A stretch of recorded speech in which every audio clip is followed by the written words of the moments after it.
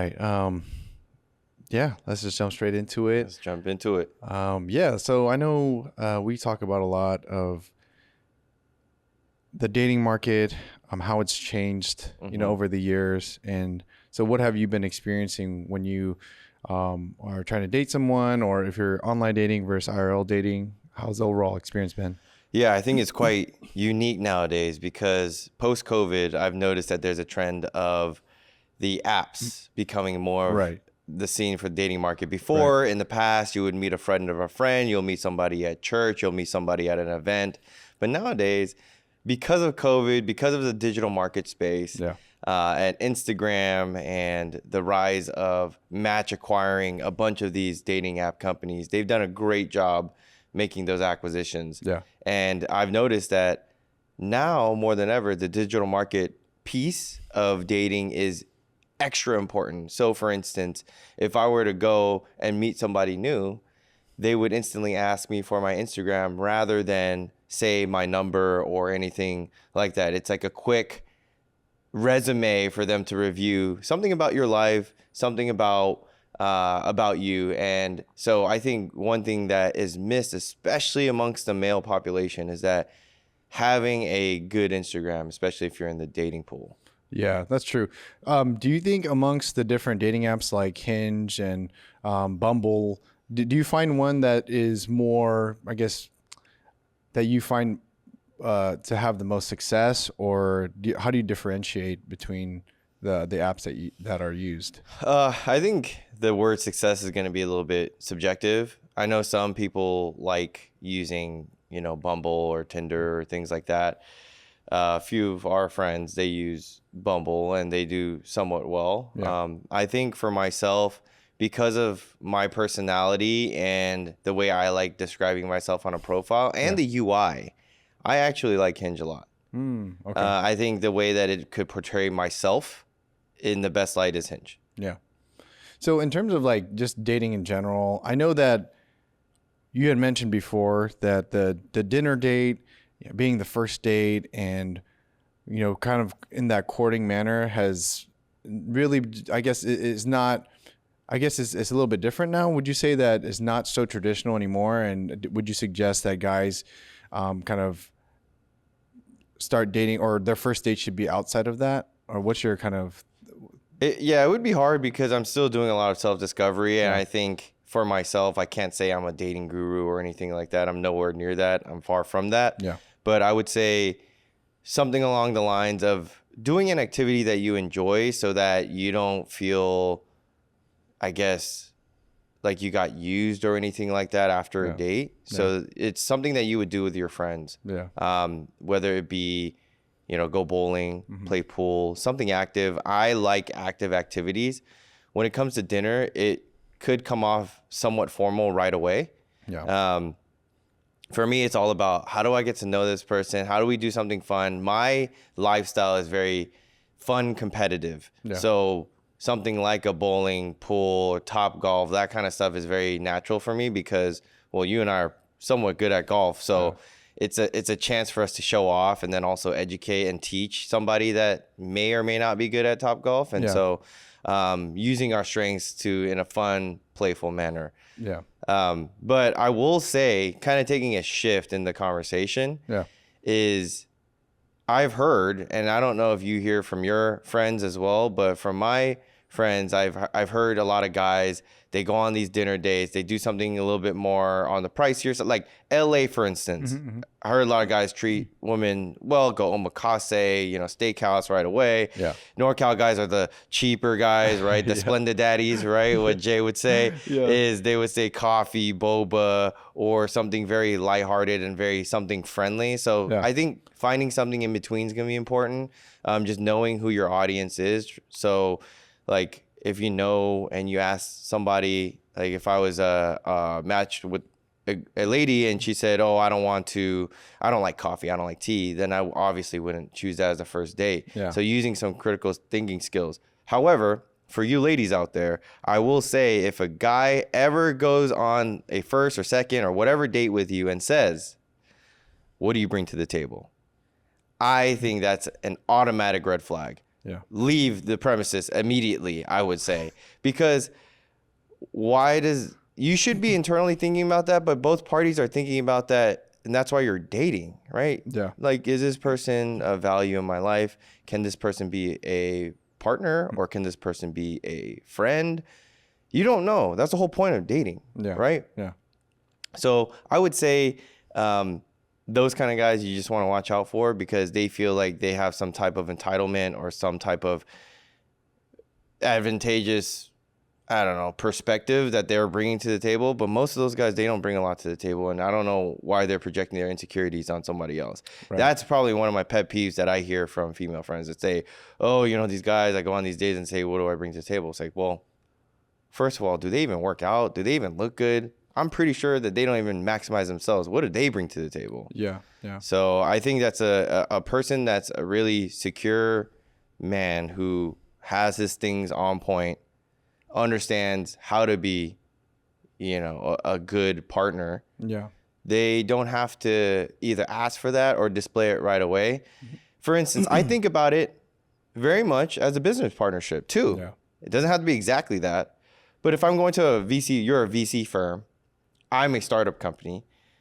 I'm not going to, and I know my startup company is going to be the next thing. It's going to be the next unicorn. I'm not going to immediately go up to a VC investor and go, how much money can you give me? Right. What are you going to bring to the table in our partnership? Right. I'm going to give you 25% equity. It's like, is this Shark Tank? No, it's not. Yeah. No, I agree. I think it's just kind of gotten a little bit away from, I think just overall, I think dating has really changed from like traditional way of dating, right? To getting to know someone.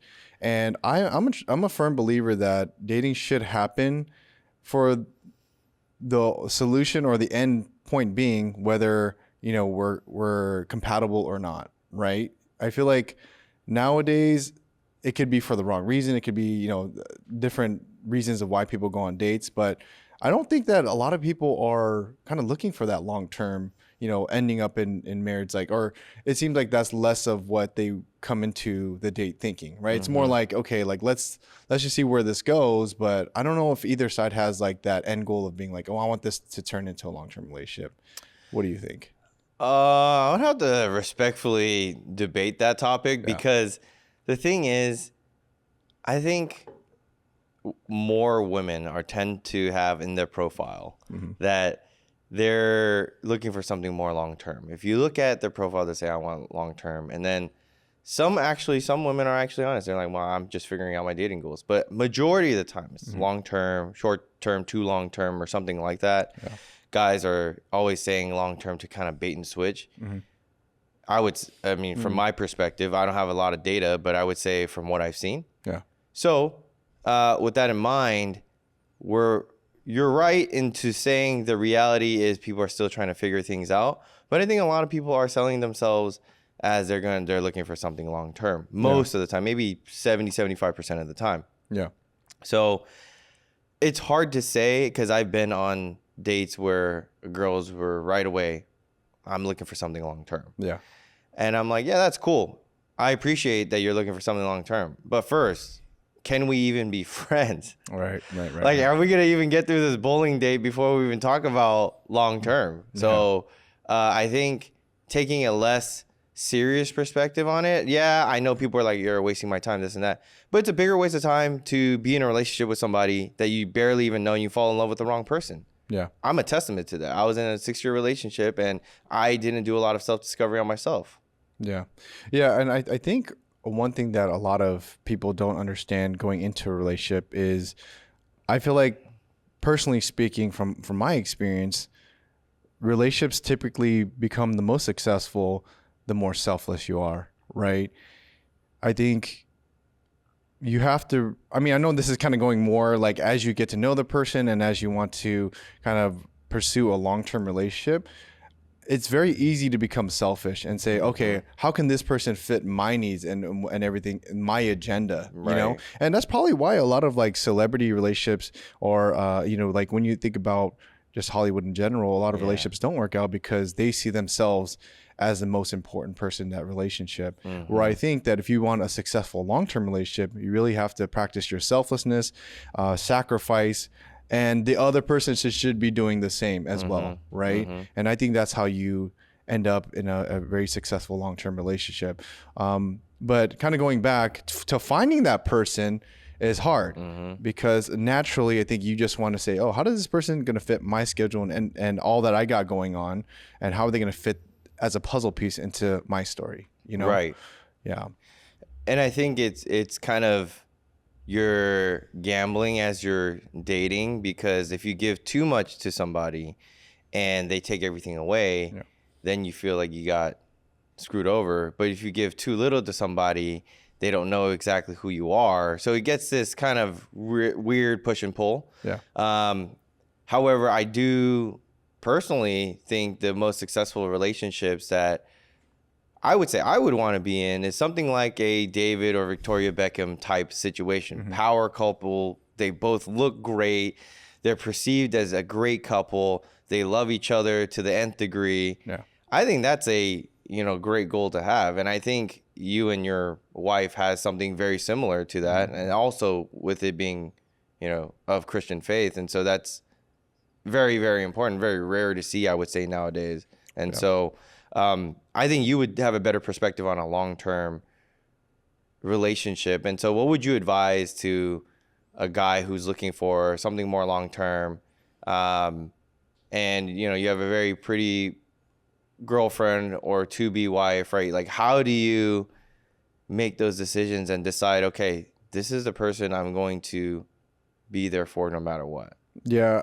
I think my biggest advice is continue to work on yourself, continue to self-improve so that you can be the best person for that person, right? Like, I think there has been many times during my relationship where I, didn't really do all the things that I feel like I should have been disciplined in doing, right? Whether it's pursuing, my career and growing my career. Sometimes I felt very stagnant in that. My health, wasn't really taking care of my health. Got into different addictions, that I shouldn't have. And I think that was actually what deteriorated our relationship. And it created more distance because I was being more selfish of what I wanted to do. So, but then I feel like once I realized the problems that I had in my life, I started dealing with them. And I started to, just being kind of going hand in hand in life with you, like seeing the change that you're making in your life, encouraged me to be the best person that I can be. And then that encouraged me that every day, I'm going to do X, Y, and Z to be disciplined, to create these habits so that I can be the best person for my wife, but also for my kid as well. So I think, especially when you throw parenting into the picture, like that's the most important, like your spouse and your child is obviously the most important thing as a head of the family and as a man that you should be focused on. So what would you say for somebody, because I've noticed, and even from not only just friends, but just people that we know, coworkers, a lot of guys, they are 3, 4, 5, 10 years in a relationship. They have kids, they don't have time, they're doing all these things. And I saw that path kind of going your way where you were gaining weight, you were not looks maximizing, you were not, parent maximizing, in my opinion. What snapped? What, because I woke up one day and you started doing everything I was doing, but I have more time. I'm a single individual. So what snapped? How would you advise somebody that's looking to be better, but they just need that motivation, just wake up call? I don't know if there was a single moment where, well, actually there wasn't a single moment, but there was a single thought.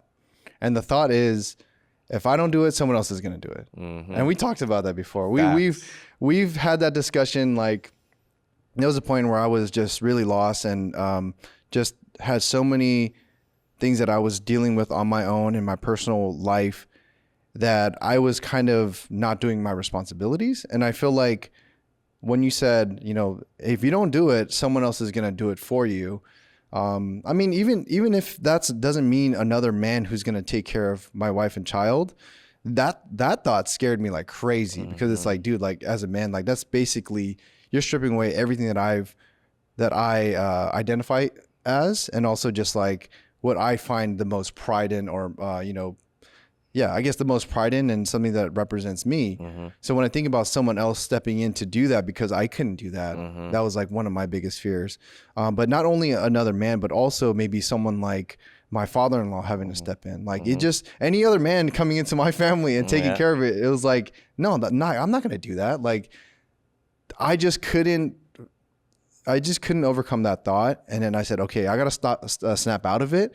And I got to start doing stuff that's going to really prepare myself to be a long-term good husband, long-term good father.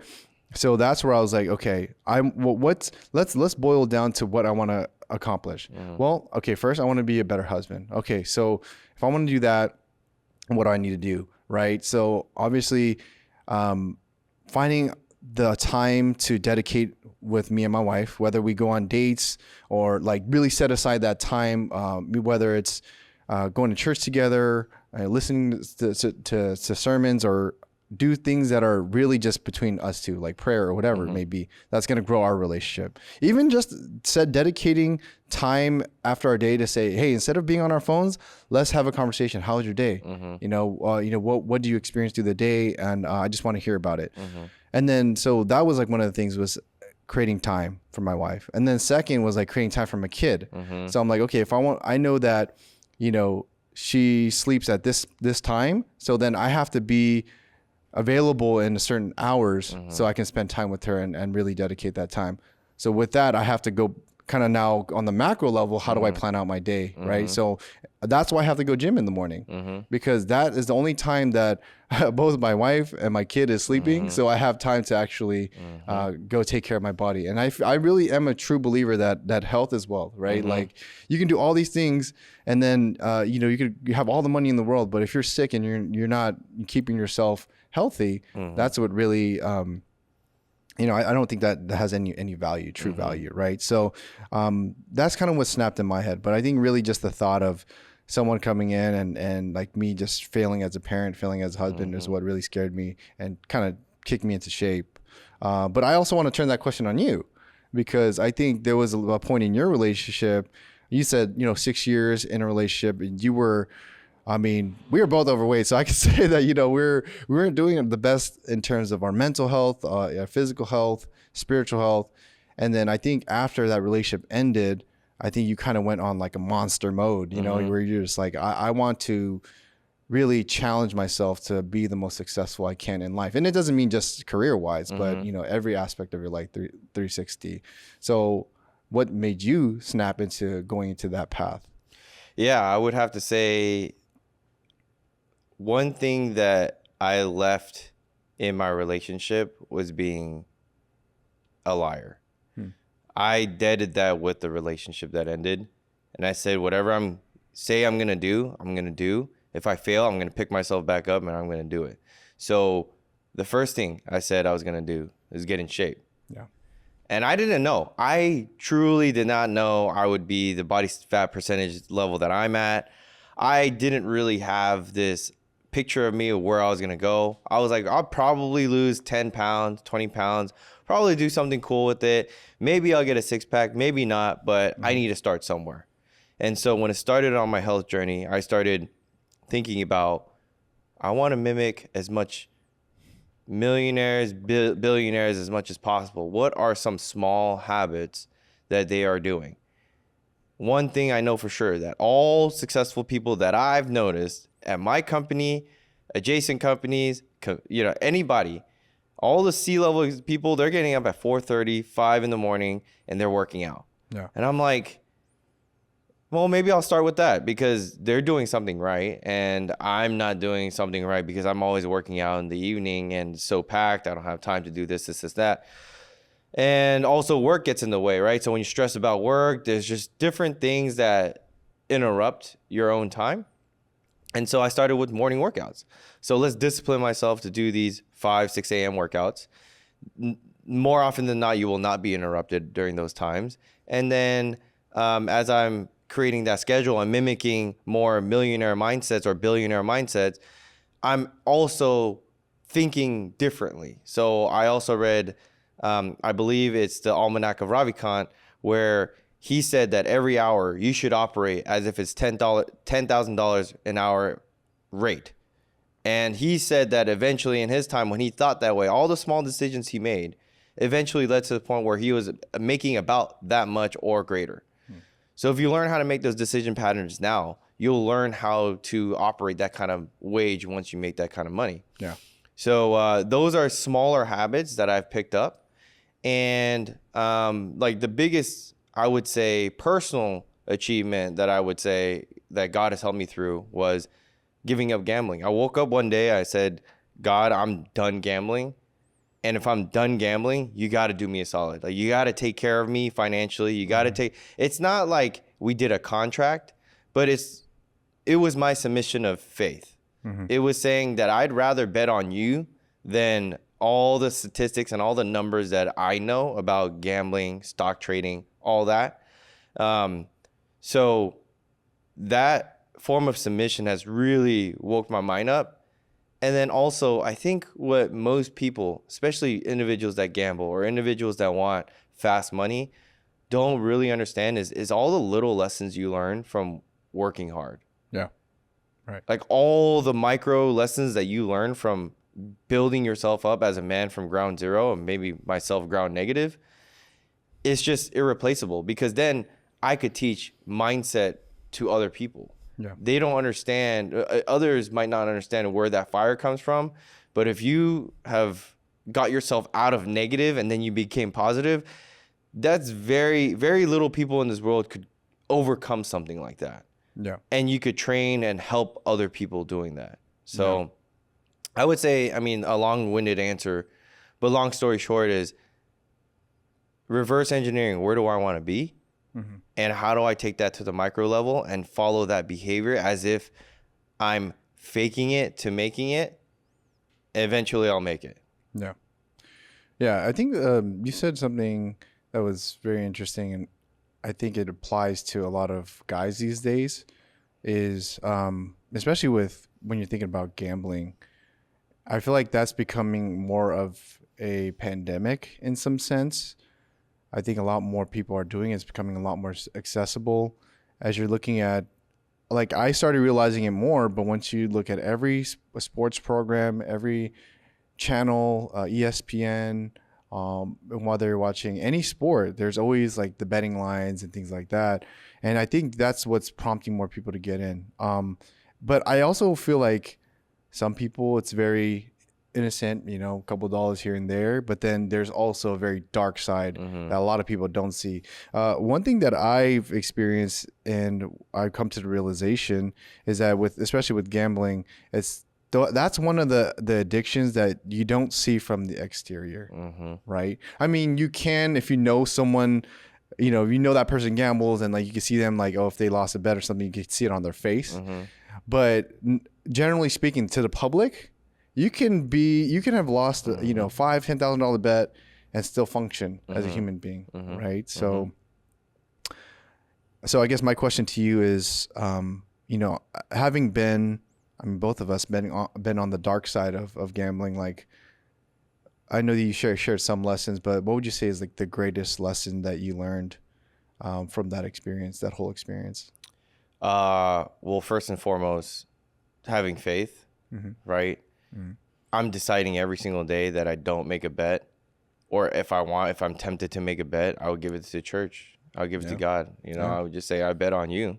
Yeah. If you say who you say you are, and I bet my life on you, then I might as well put my money on you as well at this rate, right? It's like, it's not like I have much. So here, have these pennies. Like I don't have much.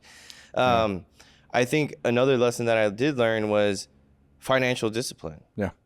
Right. So if you're saying that you're gambling this much money and you have bad spending habits, or because at the end of the day, the numbers don't lie. You might be ahead for a little bit, but isn't it Warren Buffett who said that he would give, you know, X amount of dollars to any hedge fund that outperforms S&P 500? Yeah. It's just a numbers game. It's not, if it was so easy and everyone could do it, then everyone would do it. Yeah. And I understand it's fun. It's a cool thing to do. I don't judge anybody that gambles or anything like that, but it's a very addictive thing to do. Yeah. And if you can't have it in moderation or control it, or you just get kind of crazy doing it, you won't understand financial discipline as well. Yeah. Right? Right. See, I think that's where you bring up a good point, is about the ability to control that. What I've already known, or what I came to know about myself, and I don't think a lot of people explore this, is in gambling, some people would just see it like when I first started, I was like, oh, this is just for fun, right? It's for fun. You know, you do this and here, and you're just doing it with your friends. It's a fun time. Where it gets dark is when you realize that it's uncontrollable, and some people don't understand that. But for me, I came to a realization that I am a compulsive gambler. Like, I have the desire to win so bad that I would kind of go to the nth degree to win. Mm-hmm. Whether, I mean, that could mean spending a lot more money than I had agreed upon with myself. Mm-hmm. But my advice for guys, I guess, like, it's not really solicited advice, but my advice is just man up. Mm-hmm. Like, gambling is probably the easiest way, and probably the has the least resistance. I know you're taking is high risk, high reward, but that reward sometimes, or most times, doesn't come. Mm-hmm. Right? Especially if you have a compulsive addiction to gambling.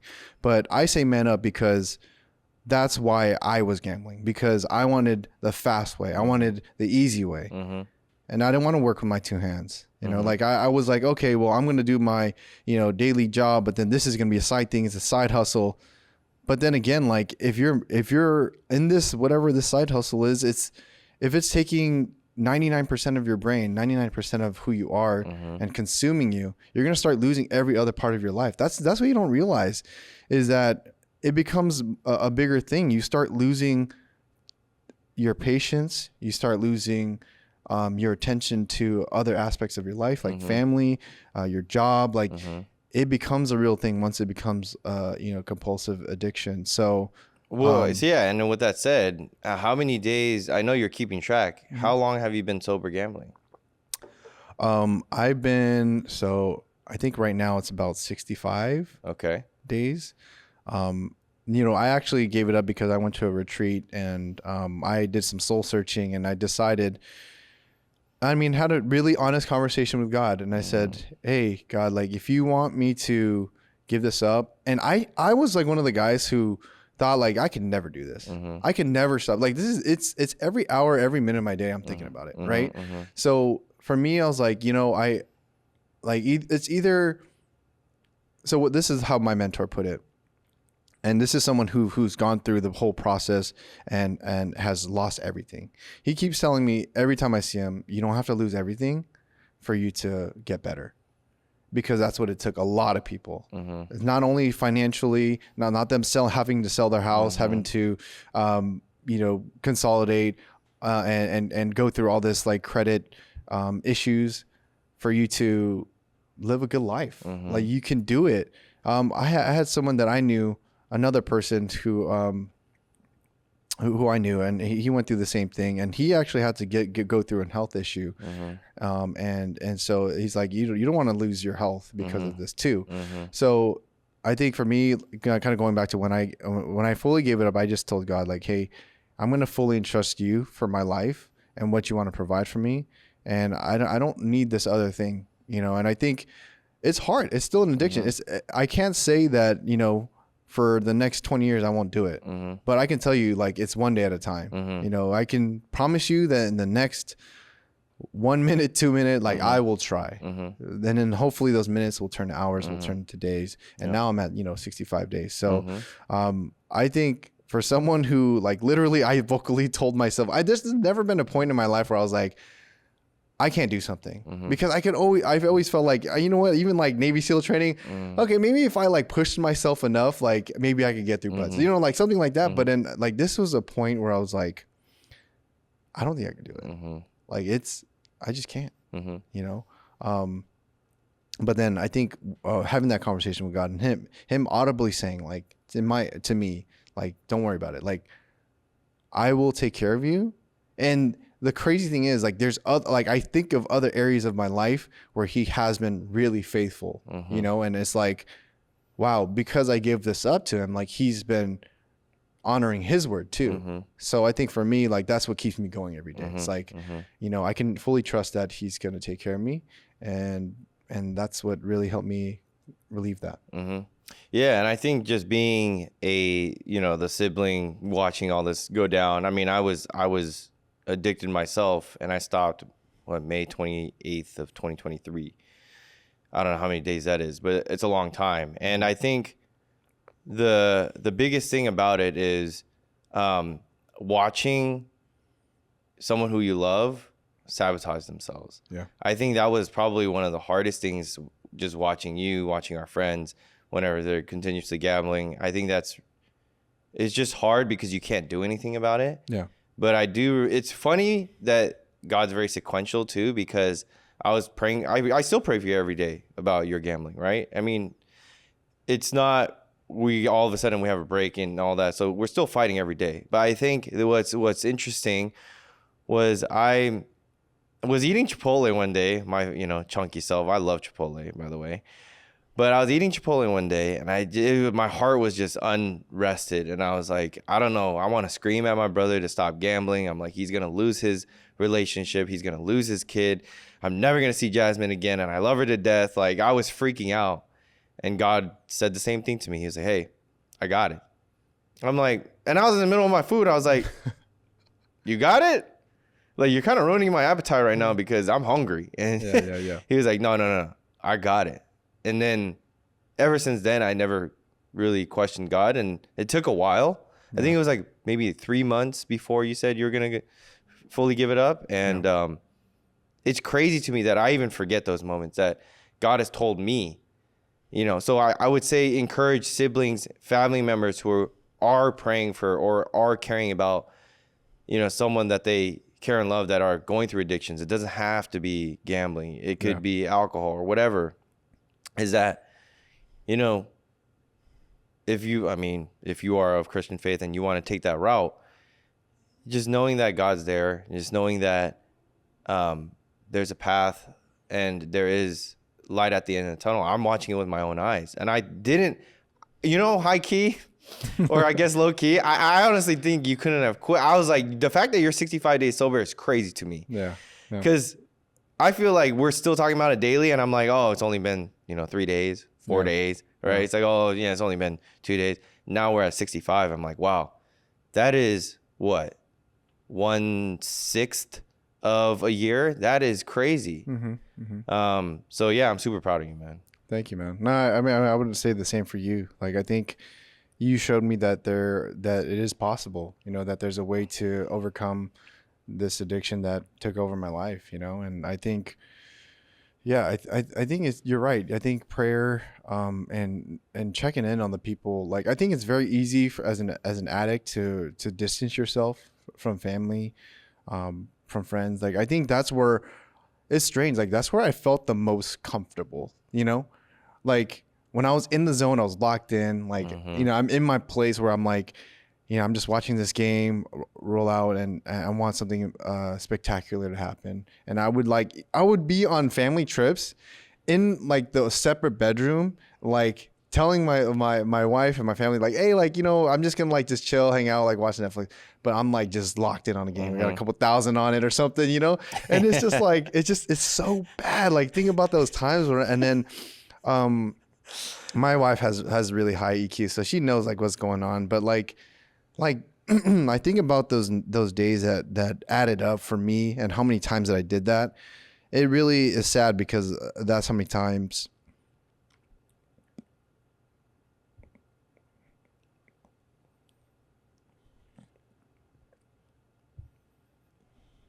My bad.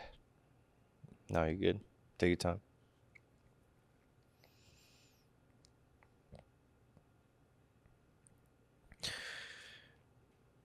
Like, I mean, my kid is only 2, so I think about how many days that I missed.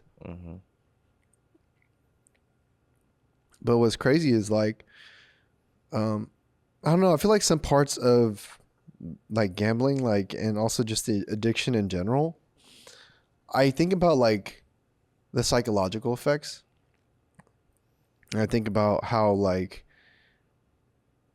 some of it, like, I mean, there's like a huge thing about dopamine. That's why you continue to do it. Mm-hmm. But I also feel like there's like a darker side where it's kind of like you almost want to self-sabotage yourself. Mm-hmm. Like I hate to say that that's what it is, but that's how I felt. Mm-hmm. Like there was some part of my life that like I didn't like, or some part of me that I didn't really, I felt like I needed to kind of harm myself in some sense. So like even when I knew like, oh, this is a bet that's never gonna hit. But I'm like, well, like let's just see what happens. And like, and it's just like, I don't know. I think it's also like you blaming yourself for all the things that you've done wrong in some sense. Like especially when with gambling, like it's very easy for you to create a hole, right? So you create a hole for yourself, and then you're like, damn, like why'd I do that? And like, why'd I put my family in this financial situation, all this and this and that? Or like, why'd I put myself in this situation? And you start like almost like beating yourself up for it. And the gambling just kind of adds on to that. It's really weird, but yeah, no, I agree. Really It's actually more common than we think it is. So if you step back into the macro perspective of how much, let's think about something simple as lottery tickets. It's insane to me that majority of lottery ticket purchasers are very, very poor. Yeah. And they, on average, spend about $400 a year on tickets. Yeah.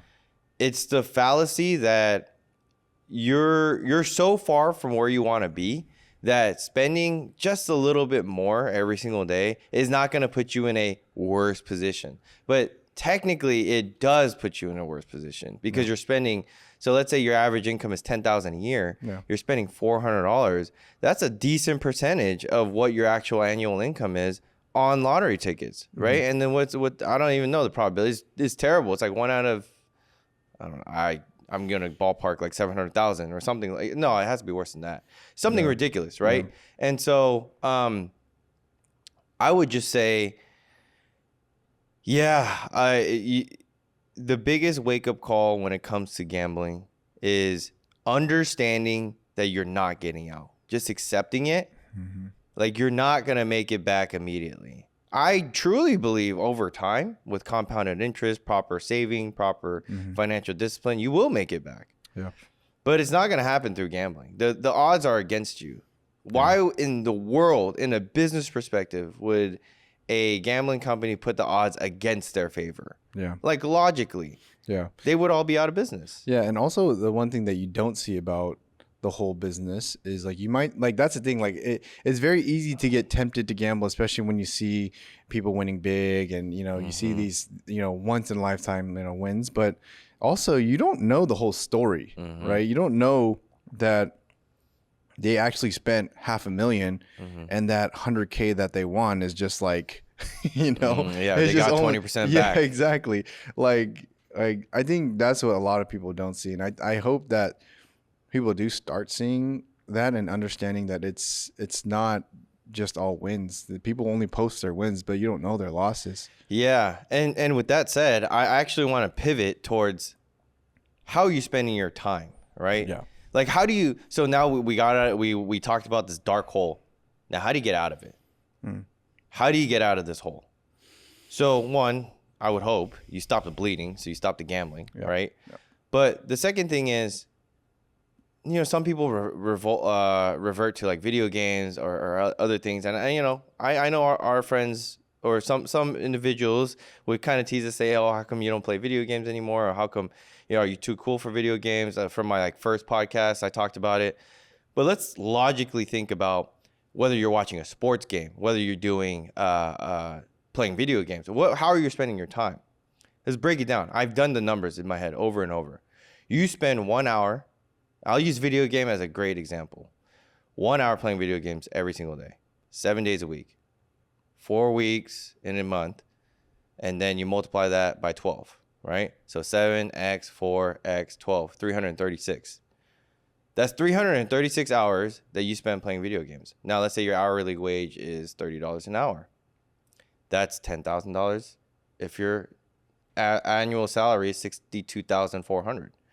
So that's a 16% gap in potential income. And that's not even including overtime. Let's say you get a pay and a half. Yeah. We're talking about a $30 flat rate, Bay Area average, $62,400. Yeah. Now you double that. You play 2 hours a day. I mean, sports games are probably like 3 hours, right? Yeah. If you're watching it from end to end. Yeah. I used to watch from end to end. So you multiply that by 2. So it's at 32%. You multiply that by 3. Like, you don't think 1 hour a day, 2 hours a day is a big deal, but you compound that over 365 days, and then you use that opportunity cost as money. Even if you made half your wage in that hour, you would still raise your income to close to 10 to 16%. Yeah. Right? Within that hour span. So, yeah, I mean, I guess the easiest solution is work more, right? Yeah, work more. Yeah. You would have a 16% increase in income. The other thing is, find other ways to spend that time. So if your time is costing you $30 an hour, start to think like, okay, am I doing what I'm doing now costing me $30 an hour? And that's why I always get into this debate of what do you think or why don't you cook? Mm-hmm. It's like, they always say, oh, John, you're always eating Chipotle. You're always eating out. You're always doing your macros in a unique way. Yeah. And I'm like, look, there are people, even my mentor, they love cooking. I have nothing against it. But the value for them for cooking outweighs the potential amount of money that they could be making. So if you're making that analysis and it makes sense for you, fine. But I had this argument with someone on my Instagram. He said, how come you're eating out? It costed you, $100 to eat out like 2 steaks. Oh, yeah. Okay. So I ate 2 steaks. I ate 42 ounces of steak in front of the camera. And the guy was like, wait a minute. You can make that at home and you can save money. I was like, can I really save money? Mm-hmm. I know what my hourly wage is. Mm-hmm. Just from me spending an hour cooking, I'm already losing money. So, but let's use the average, right? So you spend 30, 45 minutes at the supermarket. And that's you going into the supermarket, considering that you're not in super busy time. You know exactly what your shopping schedule is. And then you think about round trip for me to go to the store, come back from the store, do all that. So round trip, we could be looking at an hour 15, an hour 30. Yeah. And I'm already exhausted from making decision fatigue from shopping and doing all this other stuff, right? Yeah. And then, so it costed me an hour and a half to cook just to go grocery shopping. And then I got to cook. So yeah, okay, I got a cast iron pan. Let's say I could cook a steak in 15, 30 minutes, end to end. 2 hours gone. Yeah. 2 hours gone. So let's say we're going based off the $30 wage again. That's $60 that I've lost. Now this steak, beef is incredibly expensive right now. So those 2 steaks at Costco, 42 ounces, probably a lot more than $40. Yeah. Let's guesstimate 60, $70. Okay, so 70 plus 60, that's $130 spent. Mm-hmm. I went to Outback Steakhouse. I think it only costed me like $80, $90. Okay. So I saved $40 by eating at Outback. Yeah, it was a steak. Great. I don't know. Maybe I could probably cook better. Yeah. But hey, don't tell me you're going to save more money for me doing X, Y, and Z. It doesn't. It mathematically didn't make any sense to me. Yeah. I wanted to pivot with kind of talking about, and you mentioned before about looks maximizing for men and women. Well, I guess we could speak more on the men's side. But what do you think a man can do to looks maximize on a daily? Well, yeah, considering that everyone watching saying that, I would deem myself as handsome, but considering that the watchers say, okay, he's handsome, I'd like to listen to his advice. Yeah. First and foremost is the easiest fix is your hair. Yeah. But if you're balding and all that, I know that's not the quote unquote easiest fix, but that's something that you could experiment with. And, nowadays you could get hair transplants in Turkey for like $2,000 to $3,000. You could you could, if you don't like growing out your hair, you could cut your hair. You could try different things, and it's pretty forgivable if you have a decent set of hair for a 6-month time frame, right? Yeah. So I think really understanding, and you have to do a lot of research as well. I would say getting a lot of feedback and researching what the majority would say, okay, someone of your ethnicity with your build similar, who's attractive, how could I have similar hairstyles to them? Because I would say for both you and I, our biggest compliments are two things: is our hair and our skin. So that's the next thing, skincare. Like, how do you take care of your skin? Putting on sunblock, washing your face, doing a simple skincare routine. I know some guys are opposed to it, but having good skin is very important. I mean, why is it that it's $1 billion industry for women, right? Yeah. So you think a woman cares about her skin but won't care about your skin? Doesn't make any sense to me. Yeah. And so skincare, hair, those are some easy ones. And then I would say the two very important ones that come kind of hand on hand is with health, shape, and then your fashion that comes with it, right?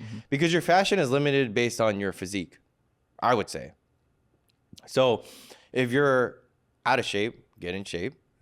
And what does getting in shape mean? I would say aspire between what DEXA says is in between a good, healthy band. So somewhere in between 12 to 18% body fat is where you should kind of aspire. Okay. And then once you're in that range, a lot of the clothes will fit pretty well. I would say I'm my size now. So I used to be 245 pounds, 5'9", and I was wearing XL, but I had the unique body shape. So I had to get everything weirdly tailored. I would have to buy double XL and then tailor it down in certain areas. It's a weird body. Yeah. But if you get in shape, the tailoring, it becomes a little bit more understandable. You know how to have a V-taper body. You know how to shop correctly. You know what works. Like I would say the coolest thing about being in shape is going to a store like Zara, and you could grab anything off the shelf and it looks good on you. Yeah. Right. I like Zara. And the price is like pretty good. And then I could rock a medium t-shirt or a medium shirt. I could rock 36 pants, and off the shelf, I would say I look pretty good in them. And so having that type of empowerment and knowing that you could just wear pretty much anything off a retail store or Amazon and look pretty good and make it look like $1 million is almost like you can't buy that. Yeah. You know? Right. And so getting in shape and fixing up your fashion is very important. I'm purposely like, this isn't comfortable clothes. I'm wearing this because people have told me, and I know for myself, I look best in black. I look best in black, especially with the button up and the way that I'm wearing all this clothes. I want to wear something comfortable like a t-shirt or pants, but I know that I could look the most attractive wearing clothes like this. Yeah. So that when people are watching me, they're like, oh, he's a good looking individual. Yeah. Right. Why not? Why wouldn't you want the best for yourself every single day? Yeah. So it's the mindset of not only looks maximizing, but just being the best I could be every minute of my life. Because guess what? I can't buy back time. Yeah. And I can't buy back first impressions. You know, you could try to salvage first impressions, but first impressions mean a lot. And I used to hate that. I used to hate that. Oh, you look at me, you think I'm this type of person. Well, unfortunately, people have to judge you within the first 5 seconds and decide, do I like this person? Is this person attractive? You make all these micro decisions really, really fast when you meet somebody. Yeah. And so especially if I'm in sales, especially if I'm trying to be attractive to a woman, I gotta be maximized as much as possible, because I could be in a grocery store and she could be the love of my life and I missed out on it because I looked crappy or smelled terrible. Yeah, exactly. Yeah, no, I think that's absolutely right. I mean, I think for me, like, it's a good reminder, because I think when you are married, it kind of, you start losing that, because you're like, well, I mean, like, do I really need to do this? Do I really need to do that? But like you said, why would you not want to do it? Right? Because it doesn't just go within like just a dating realm, but it goes into the marriage world too. Like, you're representing your wife. You're representing your family. You're representing, like, even when I go out with you, I'm representing you in some sense too. So I think just being able to be confident, you know, and also, like, a lot of people say this, and I totally agree, is like, if you are in shape and people know that you routinely go to the gym, they have more respect for you, and they could tell that you're a disciplined person because they know that you're doing this on a daily basis. And it speaks volumes when you go into a room and people are like, oh man, dude, this guy's jacked, or this guy's in shape. You know, at least it gives you that the confidence from them as well. Like, you know, you're able to take care of business, and you're a disciplined person who takes care of the body. Yeah, and I would also second that. And all these guys nowadays, well, I'm the prize. All these girls need to be on me and have this ego. But the question is, are you really the prize? Like, can you step into a room and everyone's like, wow, that person's good looking. That person's in great shape. That I want to be like that. I want to be friends with that person. Yeah. I could, and I'm proud of you for being this, because I feel like you could walk into a room when you're at your work. You walk into the room with the suit on, and men and women are like, wow, that guy's good looking. He looks good in a suit, or he looks really sharp. That is what I would deem as, at least within the first 5 seconds, for somebody, that person's the prize, right? And don't you want to be the prize for your wife, for your children? Yeah. When you go to parent-teacher meetings, that you're like looking the best you can be, and they're like, wow, what a beautiful family. And it's crazy because it could just be something purely physical, but something so purely physical associates with very positive attributes about somebody, right? Yeah. It's like, that person's so good looking. You know what? I feel like I could trust that person, or I feel like they're a good. You know, Jeremy's such a great dad. Yeah. He's such a great. You know, it's like, why is he a good dad? His hair is on point. You know, like you just don't know, but you associate with good looking and people that are disciplined with positive behaviors rather than negative behaviors. Because if you're looking at the negative side and you're out of shape and you're looking kind of chunky and you smell and you all this and that, it's all going to be, well, I don't know if he's a good dad. He seems very emotional. Yeah. Or I don't know if he's a good dad. He's very out of shape and he kind of smells bad and this and that. It's like, people make all these micro judgments. Yeah. They just don't talk about it. Yeah. When I took a few classes in B school, we went through a class and we listened to this TED Talk, and it was about how there is actually a psychological thing when it comes to leadership, and for men, actually looks have a really big part in leadership as well. Like, obviously you have to have the rest of the package too, right? Like, you got to be able to have empathy, build trust, like all that stuff, you know, all the book stuff. But then when it comes down to two people who have that, you know, men and women are going to typically go with the person who looks the most attractive, or who's going to be able to represent their company the best. I mean, dude, like, truth to say, like, I've known like women who I work with, not to name any specifically, but like coworkers who think Jamie Dimon is hot, you know, or like other, you know, bank CEOs or bank executives like are hot. And it's like, well, I'm sure there's like a power thing, you know, too, and like status and whatnot. But then when you boil it down, like, dude, how do they carry themselves? Right? Are they, I mean, they look handsome, you know, when they walk around, or if they're the way that they dress, the way that they carry themselves, the aura, you know, is really big too. Yeah. And so talking about looks, I found like this, I just thought of this example now. Ronaldinho is probably arguably one of the best soccer players in the world, like in his time. You ask a woman who Ronaldinho is, they don't have a clue.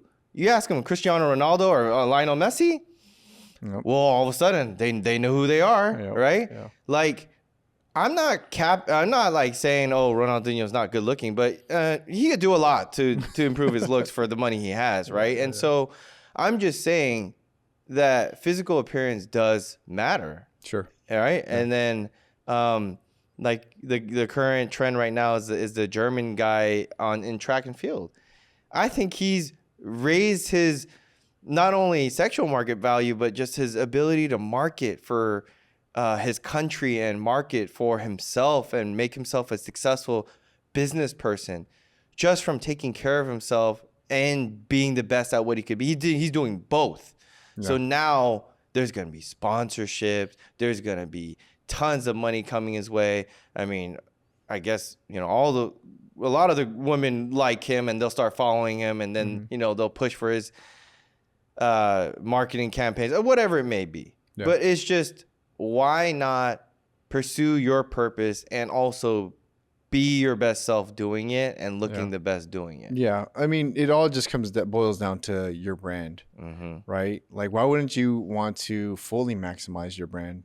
Because that's what people are going to take away from meeting you, right? It's just, what are other people saying about you? What are they thinking that you are? And so just being able to create a well-rounded brand, I think is very, very important.